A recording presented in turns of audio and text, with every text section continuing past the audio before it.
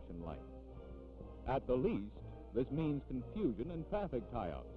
At the worst, it means serious and costly accidents. Play it safe. Don't start until you see the green light. At an intersection that is not protected by stop signs or lights, the right-of-way is given to the car on the right, unless the other vehicle reaches the intersection first by an appreciable distance. Failure to grant this right-of-way is one of the primary causes of accidents.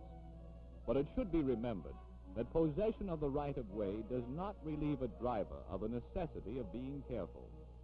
The driver who fights for his right-of-way or takes it for granted may well be described by the old jingle which tells of a chap who one fine day was killed maintaining his right-of-way.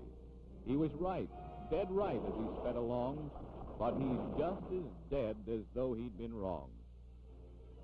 But the worst killer on the highways today, and the greatest single accident cause